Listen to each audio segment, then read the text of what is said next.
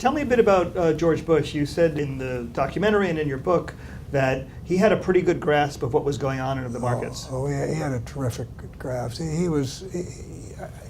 Some audiences who don't know him, are surprised to hear me say this, but I never heard him once cite a poll or during the, when I brought him nothing but bad news for 2 years, do anything other than buck me up.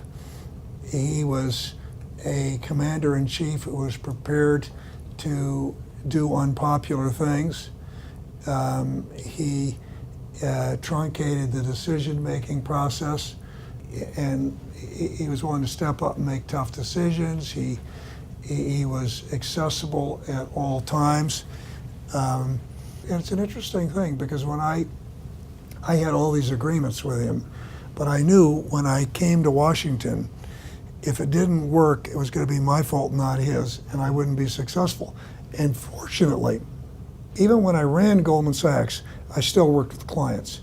So I was advising people like you.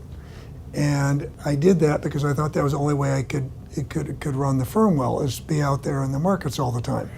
And so even though I was a CEO, when I advised a client, they were the principal.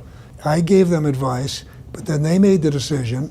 And as long as what they wanted to do was ethical, whether they agreed with me or not, we executed what they wanted. So I had a mindset that I needed to, fortunately for me and for President Bush, I had a year before the crisis hit to build a relationship with him.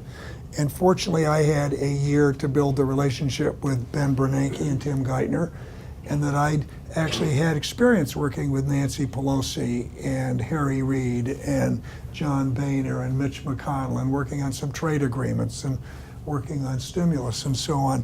Because if it had happened right away, and that's basically what the president said to me after Citigroup when he came over, and he said, Hank, it doesn't look like you're sleeping, and I explained I wasn't, and told him I didn't want to be Andrew Mellon, and he said, it's absolutely ridiculous. We're Roosevelt one, we're doing the things that need to be done. And then he said to me, listen, this is very unpleasant, it's terrible that it's happening, but you should just be grateful that you're here.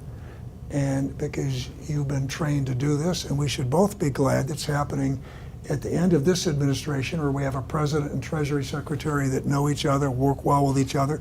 He said, just be glad it's not happening at the beginning of an administration where people are just trying to figure out how to work with each other. Yeah. And so that was the kind of boss he.